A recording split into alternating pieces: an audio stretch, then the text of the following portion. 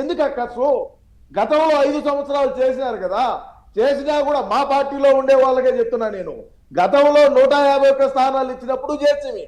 ఈ రోజు 11 స్థానాలు వచ్చితే ఎవరూ రాలేదని ఇంకొక అనలిస్ట్ అని జర్నలిస్ట్ అని తీసుకొని వచ్చి ఆయన ఏదో బుక్ రాయటము, ఆయనతో పాటు పోయి ఆడ ఇయటము. గతంలో ఈయన సీఎంగా ఉన్నప్పుడు ఆయనకి ఈ రోజు ఒక ప్యానెల్లో కూర్చొని పెట్టి మీరు ఇష్టానుసారంగా మాట్లాడండి, ఇది సాక్షి యాజమాన్యం 100% తప్పు, వాళ్ళు చెప్పాల్సిందే.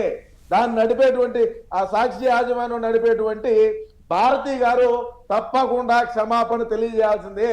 ఆమె ఒక మహిళే కదా, వీళ్ళందరూ వచ్చారా ఈరోజు? అంటే మహిళలు వీళ్ళేనా మహిళలు? మిగతా వాళ్ళు మహిళలు కదా. అసలు కాదు, ఈ వ్యాఖ్యలు చేసింది విన్నవారు ఎవరైనా సరే అంటే అసలు ఏమాత్రం సమర్థించరు. కనీసం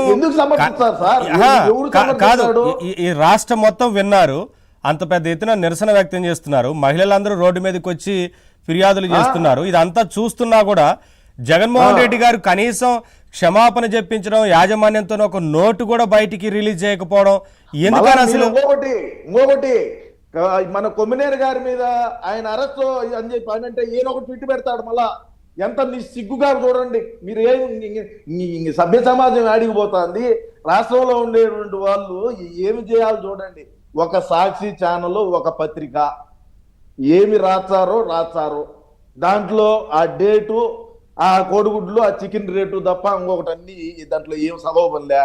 వీళ్ళు వచ్చారు, ఇంకొక 2 వచ్చారు, పొద్దున్నే ఒకడు వచ్చాడు, మళ్ళా మధ్యాహ్నం సాయంత్రం ఒక 2 వచ్చారు.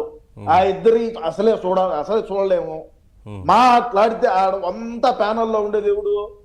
ఇప్పుడు నేనున్నా వైసీపీ తరపున నేను మాట్లాడుతున్న ఏబీఎల్లో కూర్చోండి ధైర్యంగా, వేరే ఛానల్లో పిలిచండి, మాట్లాడండి, డిస్కషన్ చేయండి.